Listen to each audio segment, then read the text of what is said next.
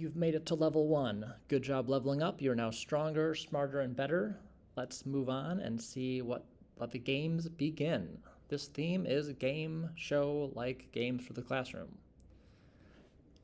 You've probably done some of these before. We'll look at 7 of them in general, and I'll list other ones in the resources, and you can go dig into, but these are the ones that have the most gamification-like aspects that we will take a peek at and see the pros and cons of each of them. This will not be quite as interesting as the introduction or the future levels in here. This one's got a lot of just heavy information, but gives you a background on which one you want to dig into for a possible project later on. All right, how are we going to play the game? We'll look at these 7 and see which ones we like best and what they're best for, and which ones you may want to use in your classroom. I'm not going to read these words because you have brains and eyes. All right, first one, Kahoot. If you somehow have not seen Kahoot yet, it looks something like this. Has a countdown timer on the left, 4 multiple choice options down below, which also are seen on the students' devices in front of them while you're going through the process. The timer is usually 30 seconds, but I think it can be adjusted. All right, the pros of using Kahoot. First, engagement. It's highly engaging. It's very fast-paced, game-like features, the music, animations. It makes it go quick. So kids are usually pretty involved and pretty much a fan. Another pro is that there's real-time feedback. So instant feedback for both the teachers and the students, knowing what they got right, what they got wrong. And you have decent statistics on what you can see in the spreadsheet in the background, in the back end of it. Accessibility. It's pretty easy to use, be accessed on lots of devices. So if somehow they don't have one-to-one, which we do, it can be done on other things and can be used in multiple ways. It is student-driven. So students are actively answering on their devices. They have to be physically doing it to be involved, to make it happen. And there's a large community of pre-made quizzes shared by educators worldwide. Also, it's not on this slide, but there's a competition, a tier to get the top 3. That motivates some kids to try and be in that top 3 and win. Some teachers will put reward systems to it. As we talked about last time, I'm not a huge fan of doing that. I think it's got a risk of detracting from those intrinsic rewards that we looked at for motivation. What are the cons to Kahoot? Well, there's only so many question types.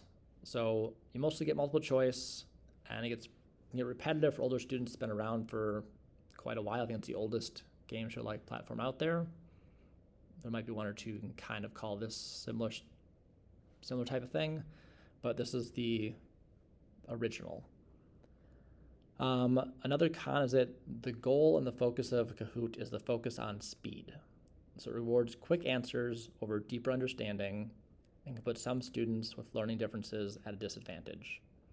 So those sped kiddos, ones just need more processing time in general, aren't going to do as well on these, and you often won't get higher depth of knowledge or DOK level questions for a Kahoot type game. And there's only so much feedback. So it does an okay job, but not as much as I can see in some of the other tools. And it won't give feedback to the kids. The teacher side's okay. The kid side just says, oh, the answer wasn't B, it was A. But why? There has to be an active educator present to pause the game and say, let's talk about why it's not B, it's actually C. And the misunderstandings that come along with that. There's a lot of variability with it on the teacher side of things. Some do a great job of it, and it works out fine, but it's not as easy to do unless you're actively engaged in looking at the data coming through. Right, the analytics you do get to see are pretty basic. They'll give you rough numbers, but the other tools can do it better. So, when and where should we use Kahoot? Best use case for it is from elementary to high school classrooms. It's good for quick reviews, for formative assessments, and good engaging warm-ups or exit tickets that don't last too long. Subject areas can be done for pretty much any subject area, especially if you're looking for quick recall, those low DOK level questions. All right, so let's go on to game show thing number 2, Quizizz. So Quizizz, the old school version looks something like this. They still have them. This is one of their multiple selection. They can choose more than one of them being the correct answer. They also have lots of other question types. They've also added a lot of AI type pieces that we're not going to talk a lot about in this gamification course, but it comes up in the AI course that I'm also offering this summer. If you want to dig into that, it's there. They're really robust, but they're kind of pushy on their salesmanship and what they have for free and paid, but we'll get to that. All right, the pros. There are lots of game modes. They have live, they have classic, they have a student-paced mode, they have instructor-paced mode, they have a paper mode and a mastery peak and a test mode. So that's cool, and it gives the kids variety, and it's not the same repeated thing you see in Kahoot. Lots of question types within those game modes. So there's multiple choice, true fonts, wow, I'm tired. True and false, open response, and image questions, and drawing questions, and so some of these are free, some are paid, but I think there's like 7 types total. I could be wrong on that. Another pro is that when you do the self-paced, kids can move at whatever speed they need to, which can reduce stress for some of those kids who get anxious or process slower. And engagement. They get to gamify it with their own avatars, there's some memes, and they can get some power-ups to go with it. And the customization. You can easily change around quizzes and questions and adapt it to your needs. That's pretty easy and pretty quick to do, especially with the new AI features. They let you adapt it and do it in the voice of Yoda or whatever you want to do. Or let's say you're an English teacher teaching Romeo and Juliet. You can have it done in the language of Shakespeare. And this one's got pretty darn good data analytics. So you get background reports and insights into student performance, which group the early questions on this topic, which ones didn't, and allows you to do small group work and sorting for future classes. We talked about the AI features inside of Quizizz. I don't know if that number is 4, I think it's a typo, sorry. Make it easy to adapt for fun, on-the-fly assessments for those kids who have learning difficulties. There's a new feature out recently in the spring of 2024 to let you say, hey, here are my 4 kids who need to have less answer choices, and it'll automatically decrease their choices from 4 to 3 on all multiple choice questions. All right, those are the good things. Let's look at what the downsides are to Quizizz. So a little bit distracting. Some of these gamified elements can sometimes pull kids away from the actual learning process that we're going for. And the freemium parts. So like which parts come as free, which parts are paid, can sometimes be pretty strong. You get up to 20 total activities, quizzes, lessons, and then they kind of cut you off.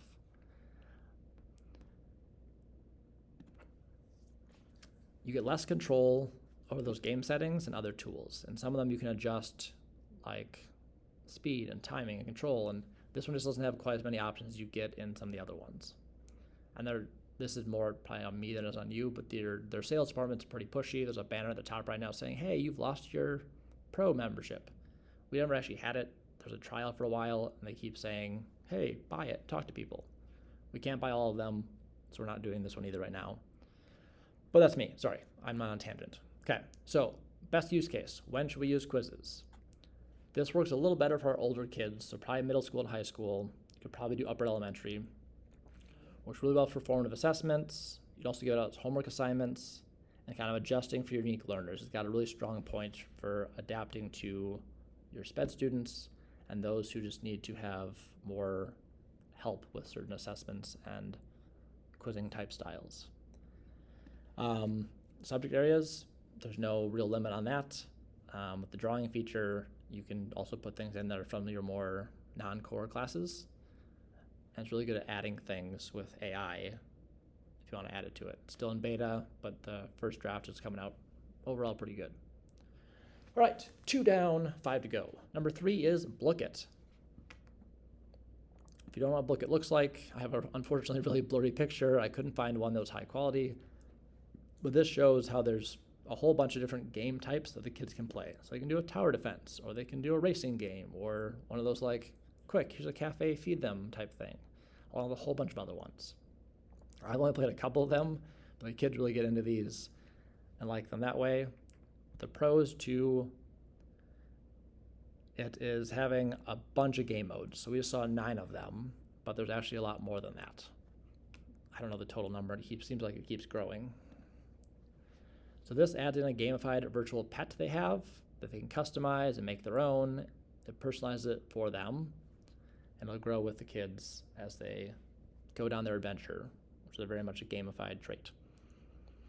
It's competitive, so it encourages friendly competition and collaboration to work on things depending on the game mode they pick. Some are competitive against each other, some are with teams. And this one's got pretty good detailed data analytics that can track the students' progress and performance within their games. On the flip side, let's flip that coin over and look at the cons. There are some of these games that are pretty complex, especially for those younger kids. So like as a teacher, make sure you know the games well or try them out and then use your best judgment which ones make sense for your kids and for the lesson you're trying to teach, because they do not always work out well. Some of them are challenging. And then the focus. Some of these games are more focused on fun and actual games than they are actually on like learning the content deeply, and they struggle with that.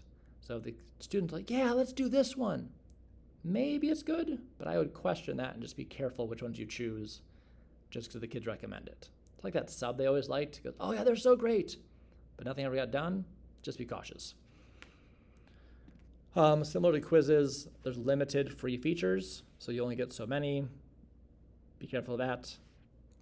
Some teachers will pay for it, but I'm not saying you should do that. Just know that going in that you only have so many for free. All right. When and where should we use Book It? What's our best case for it? This goes probably like mid to upper elementary through middle school. Works really well for review sessions and reinforcing concepts. Some people use it in high school, but if you get up to like those juniors, seniors, sometimes they'll find the games a little bit elementary. I guess it depends on your kid. Some of them like it still. I've seen some juniors doing pretty all in, but sometimes I'll find classes where some of those kids are like, I'm too old for this. So just be cautious how high up in the grades you go with that. And where subject areas, again, there's no real specific subject limit for this one. There's no focus for it. Especially like if you have an unengaging topic, the gamified aspect can kind of like get them to go tackle that one where they wouldn't otherwise. And then just the caution is to be cautious which game mode you pick, and if it's actually going to focus well on the learning at hand, what you're trying to do with the kids. All right, fourth one, GimKit. So GimKit and Bookit have a fair bit of similarities between them. They're both pretty gamified. But GimKit has the shop where you have to buy things and add a little strategy to it, where there's still some strategy in Bookit as well, but there's a different type of strategy, and the competition plays out differently. Pros to GimKit. Engagement. The kids are always very engaged, very focused, going very quickly on this game-based approach. The earning system. So that virtual currency we looked at in the picture is like they spend it in-game, which motivates them participation, to add a later strategy, a little more critical thinking required for how the gameplay goes. Not necessarily in your content you're giving them, but there is some thought required for how that goes down. You can't just like click, answer, and skip through it. Not quite as monotonous as that is for other games. The customizability is pretty high. You can modify what they call kits or games, how they're set up, quite a bit. And then when they do self-paced learning, the kids can answer questions at their own pace, so it works pretty well for mixed ability classes, and like kids who are struggling don't have to show and don't have to wait for the other classmates if they're learning it faster. Gives that benefit. All right, flip side, the cons. There's a fair bit of potential for distraction. So they're game-like elephants. Oh my goodness, I need to sleep. GimKit's game-like features might be a problem for some students to have trouble focusing on the actual learning objective. So again, kind of like with our last one, make sure you pick which game you're choosing or letting them choose based on if it makes sense for the learning outcome and the type of questions you want them answering. And some of them, I'd say most of the time, GimKit's a little too focused on the competition. That nature of GimKit may lead them to try and win rather than learn, and play the system and answer quickly rather than think through questions at a deeper level. And cost is kind of a problem with this one. The free version has quite a bit of limited features, and the premium version is not that cheap for this one. And depth. Again, this is pretty suitable for those surface level questions. They have to answer quickly and play it. That's how their competitive system works. If you want to do deep, in-depth questions, this one's going to be a challenge to make that happen. All right, best use case for GimKit. It's good for practicing skills and concepts in a fun, engaging way, especially at that middle school, high school level where they can handle those more strategic thoughts on how to go about the strategy and winning it with that shop feature. Works out really well for any subject. If you need frequent review, practice getting like terms, concepts, basic DOK level 1 stuff, it works out pretty well for that, as long as the free version stuff they have works for you, or if you want to pay for it. Number 5, I know, don't yell at me. So Quizlet Live still works if the kids don't log in. It's just the rest of Quizlet that wants to steal our students' data and not let us use it. So if you're only doing the Quizlet Live part, they just type in the code, there's no student data, that part is fine and works as a gamified experience. They just can't do the login to the actual flashcards or the tests or the other pieces. But the Quizlet Live experience, it looks something like this, where you have teams of kids and they're all going across the map. That part is fine, but not my choice. That's the state's new privacy law.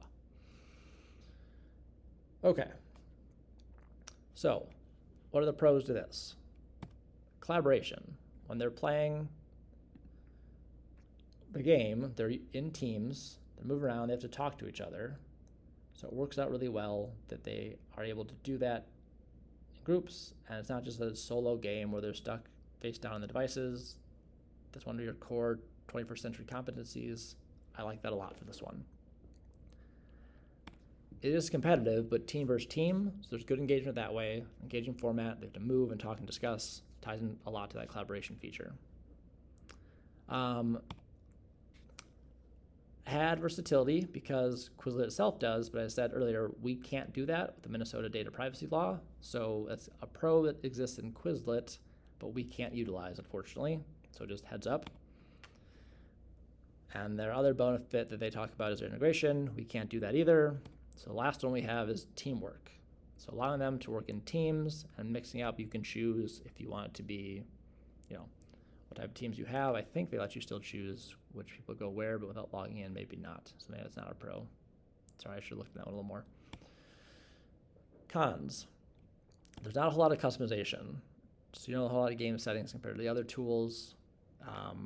It does rely on the Quizlet sets. So you still have to build those Quizlet flashcards, even though you can't use them for the other pieces. That's kind of annoying. If you already have them built, then probably no big deal. If you're a new teacher, that's a fair bit of work to get the one thing out of it, whereas other states, other places could let the kids' data be stolen and use all parts of Quizlet. I don't think that's a good idea, but we can't.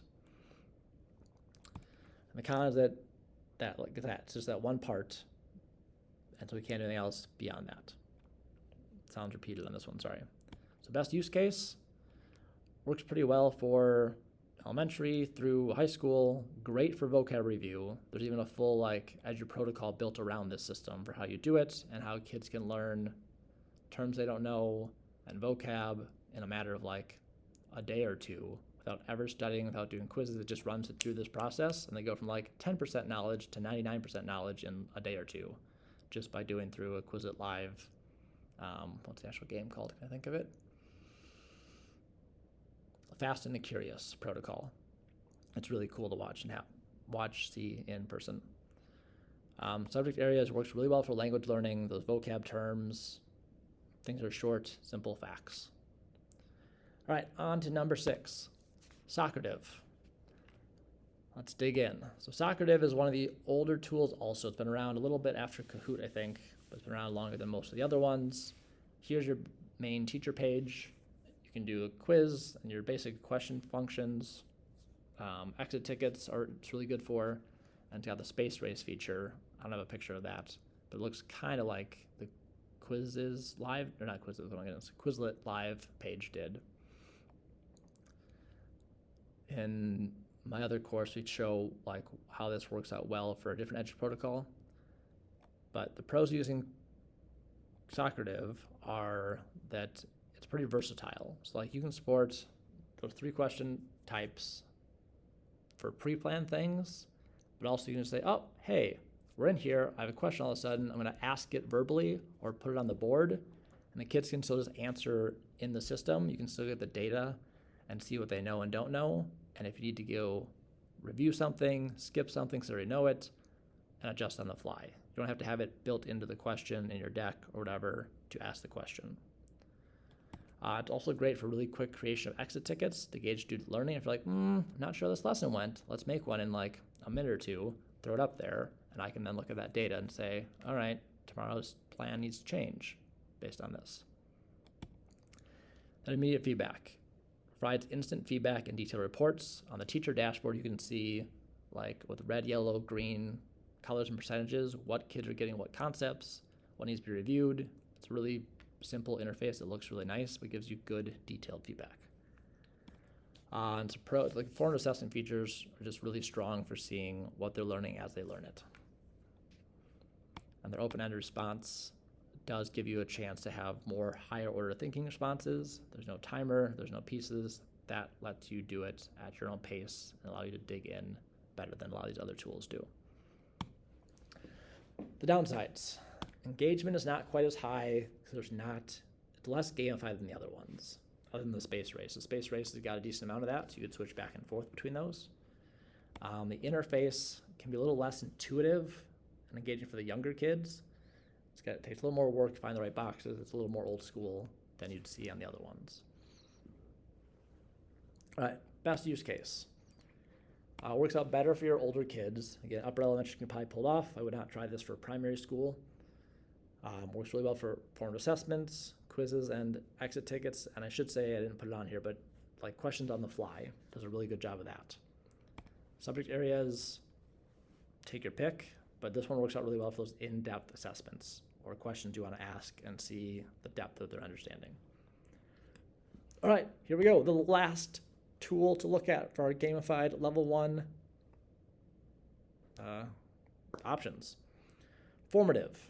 It was called Go Formative for a while. It's a tricky one to look up because formative assessments are a very common phrase in the education world. Here's an example of what a question might look like. And this here's the drawing answer type, and kids work on it. And then you got the score up on top showing who's got it done well, who doesn't. They're also adding in a bunch of AI functionality currently. So this one's adjusting and adapting as we talk, or as I record this at least. The most common use case for this one is math, because that's where it was originally built. They've expanded to a whole bunch of topics and subject areas also that it works well for.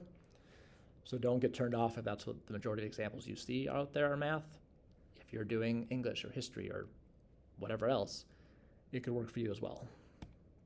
All right, the pros to it. It gives you real-time feedback, kind of like we saw or I talked about with Socrative's teacher dashboard. This does that with even more detailed insights into what they're getting as they answer it and work through the questions, the assignments, however you want to set it up. It does a really good job of that. They have a really good variety of questions. I think there's like 13 different question types in there. So you can embed things, you can draw on it, you can do audio. Some of these are paid. We'll come back to that in the con side of it. But they have lots of good question types. Analytics. So when you're done with it, you can get reports sent out, I think in spreadsheet, PDF, and maybe something else. Let you track student progress and see how they're growing on those same standards over time. So we're looking at like mastery and knowing what standards they have. This would work out as a really good tool for that. All right, the downside. This one's not very game focused. There's no game show like atmosphere or the other tools. So engagement may not be quite as high. It's going to feel a little more like old school to them, but the data side is really nice. And the learning curve. Setting up these assessments and utilizing the data effectively might require a little more training and practice on the teacher side of things than some of the other tools are kind of just jump and go. The last con is that the cost. Some of the advanced features that you might want to have do require a paid subscription. I don't know what that costs at the moment. but heads up that that's there. All right, the best use case for formative is for using it like your powerhouse for ongoing repeated checks for understanding exit tickets and those formative quizzes throughout a lesson or throughout a unit. It does a really good job showing growth and change in knowledge over time, which kind of ties into that data-driven instruction. So like they can see what they're good at, what they're not, what you need to change, small group work, all those things. And it works really well with that standards-based instruction, which we'll be talking about more in the future, or we already have the elementary. That ties in really well for those as well. All right, I'm gonna list some other platforms here that we didn't talk about, mostly for time, but also have less gamified stuff in them, kind of. Nearpod, we kind of one exception that they have a fair number of gamified pieces inside of them. Interactive slide deck, it's worth checking out. Pear deck, same deal, but even less gamification. Just adds in like teacher feedback and questions inside of Google Slides, or on their line, or online through their website. Deck.toys is a pretty cool gamified platform, but doesn't quite fall into the game show type system. And Quizizz is another one that's similar in that realm, but it's less popular than the other ones.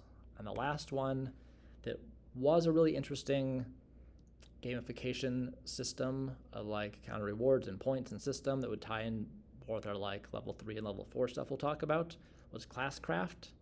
They've recently been bought out, and I'm not sure what that's going to look like. So I'll talk a little bit more about it in future levels, but something that's worth potentially looking at depending on what I think it's HMH that bought them out does with it. All right. Now your job is to successfully get through this next Google form, move on to level 2, and think about what you want in your notes, what you're liking, what you're not, and if you want to take one of these as your PD requirement to get the smallest amount of PD pay, it would be taking one of these example platforms, building something new, talking about it, and sharing what you're going to try with it, and doing that. We'll have more examples. You don't have to do that yet. There'll be an optional one for level 1, level 2, level 3, and level 4. The more you do, the more they'll get more in depth as we go. The more you do, the more PD options you have. Within reason, there's a cap to it. But for now, thanks for playing, and I will see you again in level 2 once you get through the Google form. Adios, amigos.